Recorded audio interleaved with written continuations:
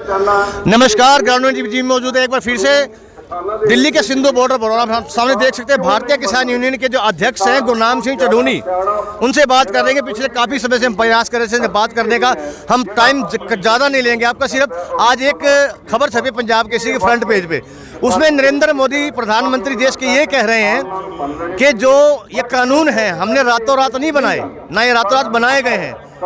ये पिछले काफ़ी लंबे समय से इन कानून की बहुत ज़्यादा ज़रूरत थी, इसलिए बनाए गए हैं जो किसानों के हितों में है। और उन्होंने अपील भी की है किसानों से कि वो सरकार की बात को समझें। गुरनाम सिंह चढ़ूनी प्रधानमंत्री देश के मोदी की इस बात का क्या जवाब देना चाहेंगे?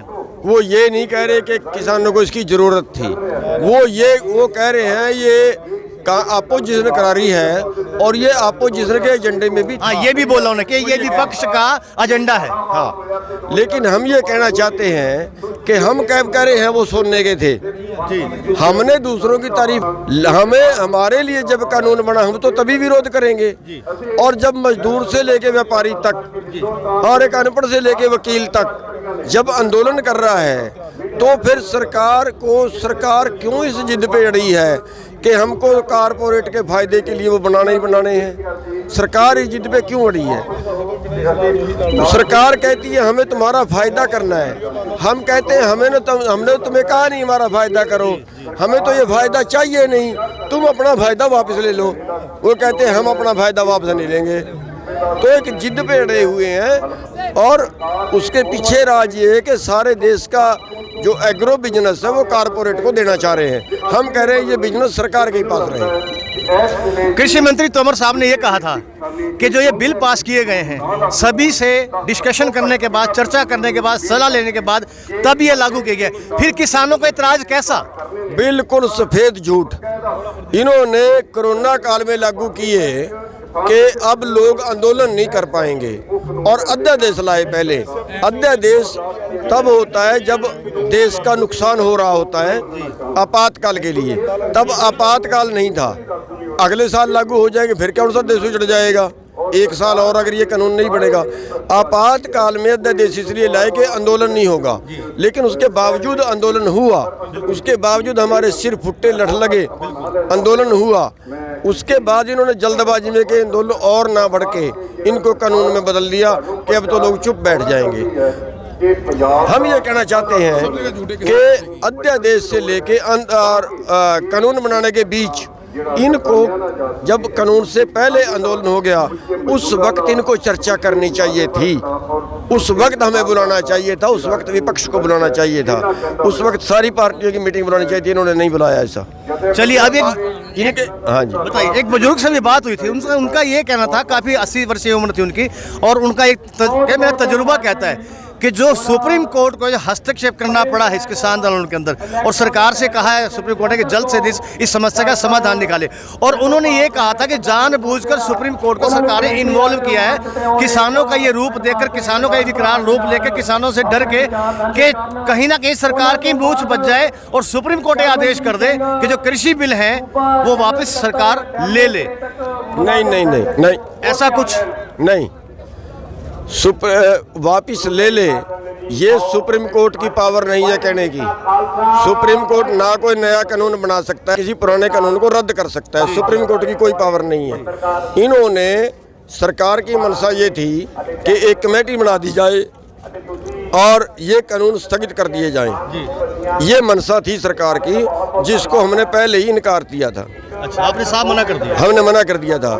अब सरकार ने अपने एजेंटों को खड़े करके वो मुकदमा करवा दिया है और अब कोर्ट ने क्या पूछा है कि क्या आप इन बिलों को स्थगित कर सकते हो? सरकार को कमेटी बनानी चाहिए। इन दोनों चीज़ों पे हम सहमत नहीं हैं।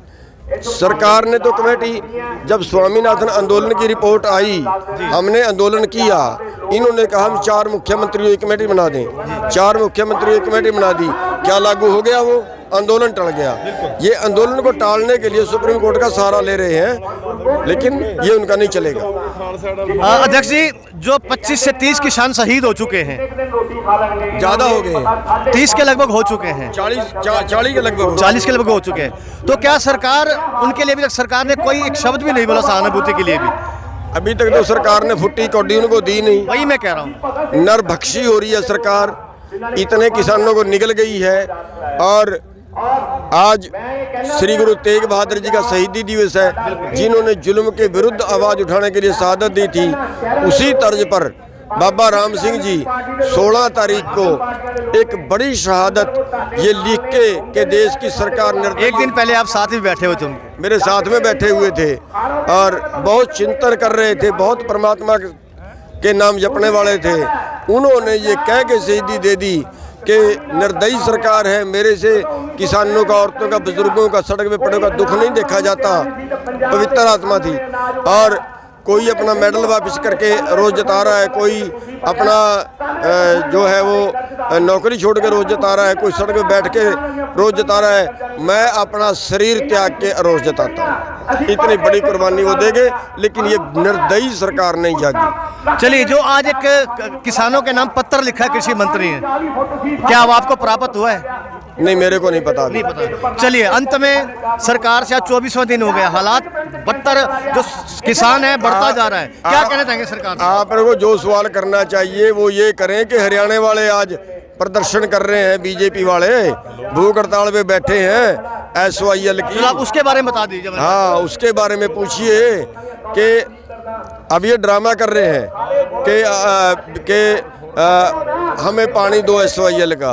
उस पर मैं बताना चाहूँगा कि केंद्र में वाजपेयी की सरकार थी बीजेपी की, हरियाणा में बीजेपी चौटाला की थी, पंजाब में बीजेपी बादल की थी, तब इनको कोई SYL याद नहीं आई।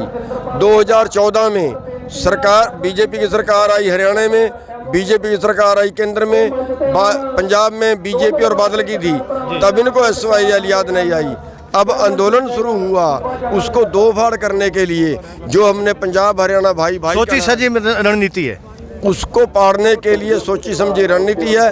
लेकिन आज कई जगह लोगों ने जूते मार दिए और कई जगह और लग जाएंगे। चलिए, बहुत बहुत धन्यवाद हमसे बात करने के लिए। तो ये थे हमारे साथ भारतीय किसान यूनियन के अध्यक्ष गुरनाम सिंह चढ़ूनी, जिन्होंने साफ तौर पर अपनी बातों को बेबाक होकर बताया कि जो किसान आंदोलन चल रहा है वो किसी भी कीमत पर नहीं रुकेगा, नहीं बंद होगा, जब तक सरकार कृषि बिल वापस नहीं लेती। आप जुड़े रहिए, बने रहिए ग्राउंड मीडिया के साथ। ग्राउंड मीडिया से मैं हरीश कपूर अपने कैमरामैन सहयोगी इंतजार आलम के साथ दिल्ली के सिंधु बॉर्डर से।